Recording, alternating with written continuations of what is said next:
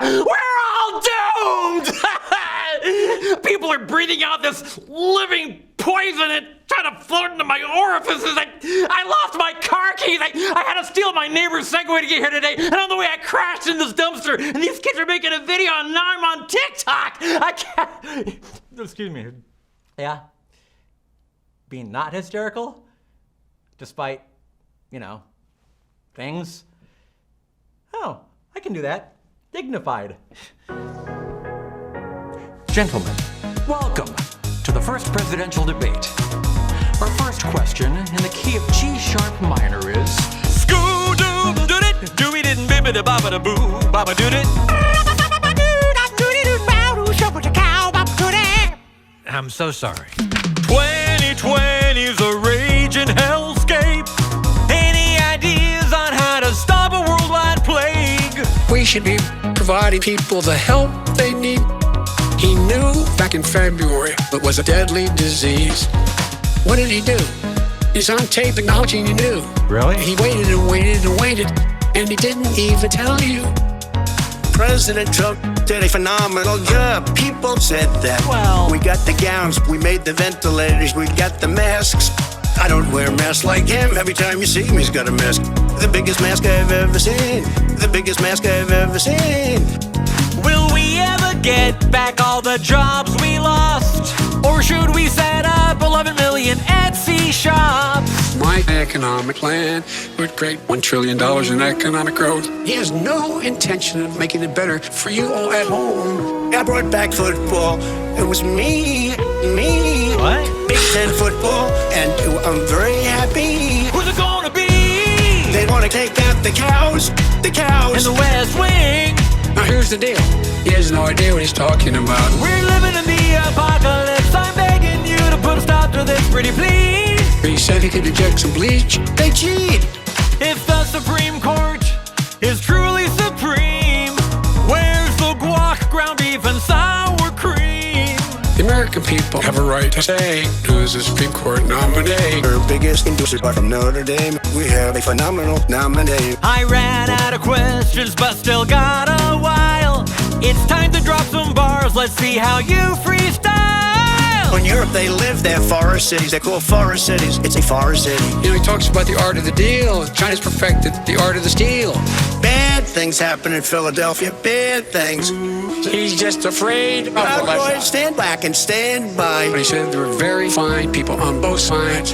He said maybe we should drop a nuclear weapon on hurricanes. The cars have computers all over the place. Who's it gonna be? They want to take out the cows. In the West Wing. Now here's the deal.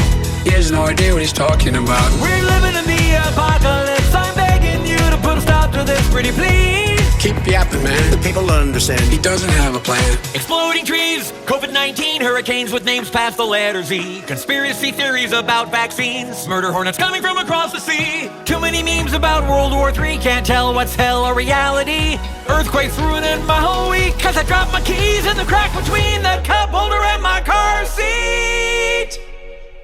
Who's it gonna be? They want to take out the cows. In the West Wing. Now here's the deal.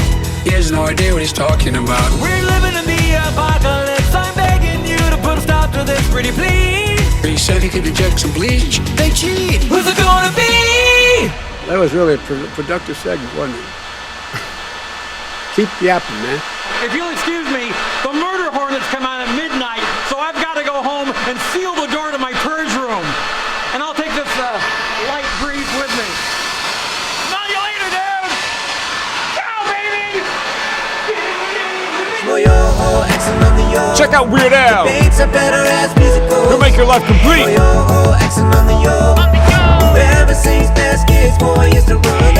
Give speeches, throw paper towels, sign bills, touch bows, shout at children. Watch every songified debate here and register to vote at vote.org. And after you do that, have a great day and a great life. I will give, yes. What you're proposing here, what the president's proposing here, does not sound like it's in keeping with American tradition when it comes to immigration. The Statue of Liberty says, give me your tired, your poor, your huddled masses, yearning to breathe free. Doesn't say anything about speaking English or being able to be a computer programmer. Aren't you trying to change what it means to be an immigrant coming into this country if you're telling them you have to speak English? Can't people learn how to speak English when they get here? Well, first of all, right now, it's a requirement that to be naturalized, you have to speak English. So the notion that speaking English wouldn't be a part of our immigration systems would be actually very ahistorical.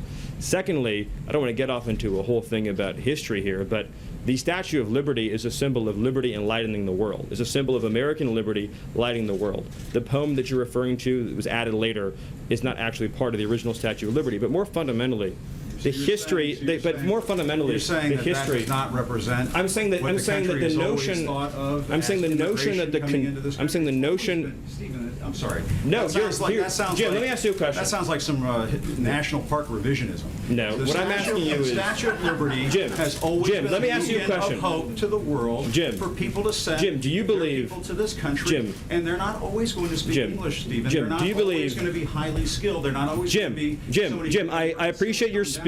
Jim, I appreciate your speech. So let's talk about this. It was a modest. Jim, let's talk about this. In 1970, when we let in 300,000 people a year, was that violating or not violating the Statue of Liberty law of the land? In the 1990s, when it was 500,000 a year, was it violating or not violating the Statue of Liberty law of the land? Was it violating? When it was 700,000 a year. No, tell me what years.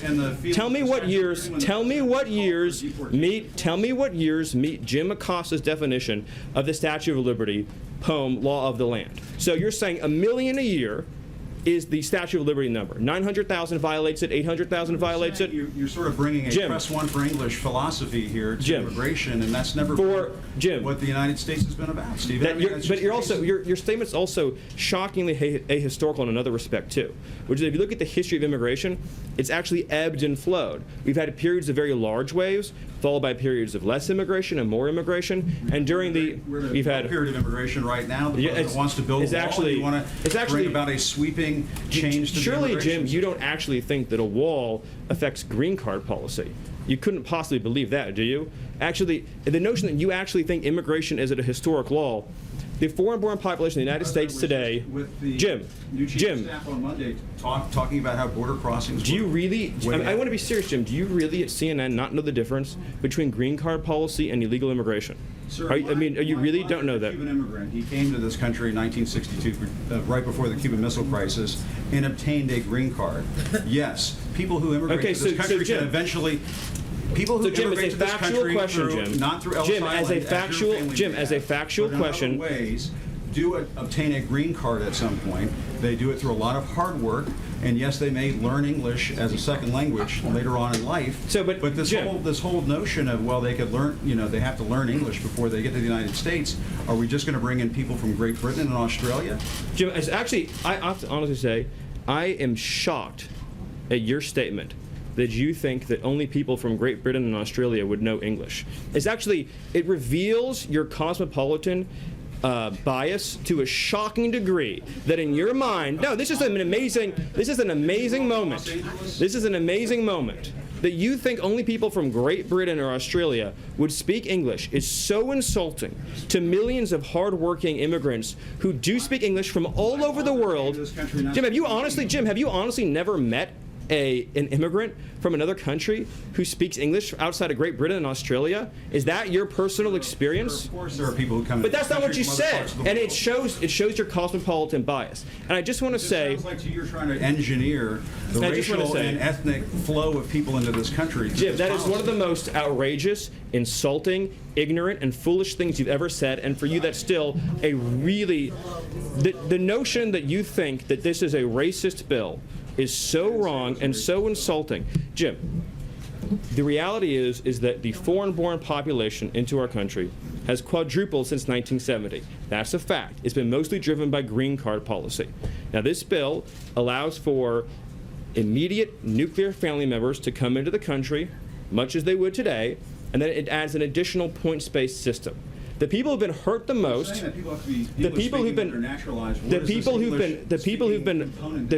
been hurt the most by the policy you're advocating are what policy am I advocating? Apparently just unfettered, uncontrolled migration. The people who've been hurt the most by the policy. What you're doing is for the people who've been hurt the most by the policy that you're. The people who've been hurt the most by the policy you're advocating are immigrant workers and minority workers and African American workers and Hispanic Are you workers. targeting And it the has African no. American community? Now, you brought it up again. You said you wanted to have a conversation and not target. Is it going to be a target? This is now? what we wanna If you're do. Using the African American community, are you going to target? I'm not trying to be funny. but Right, you and keep I know what you're this. saying. What you're saying is 100% correct. Thank you. We want to help unemployed African Americans in this country, and unemployed workers of all backgrounds get jobs. And insinuations like Jim made, trying to ascribe nefarious motives to a compassion immigration measure designed to help newcomers and current arrivals alike, is wrong. And this is a positive, optimistic proposal that says 10 years, 20 years, 30 years from now, 10 years, 20 years, 30 years from now, we want to have an immigration system that takes care of the people who are coming here and the people who are already living here by having standards, by having a real clear requirement that you be able to support yourself financially, by making sure that employers can pay a living wage. That's the right policy for our country, and it's the president's commitment to taking care of American workers. I apologize, Jim, if things got heated, but you did make some pretty rough insinuations. So thank you, thank you, thank you, and I'll hand it over to Sarah. I think that went exactly as planned. I think that was what Sarah was hoping would happen. I think that was exactly what we were hoping to have happen. Thank you. That's the question. Thanks, Stephen. Thanks.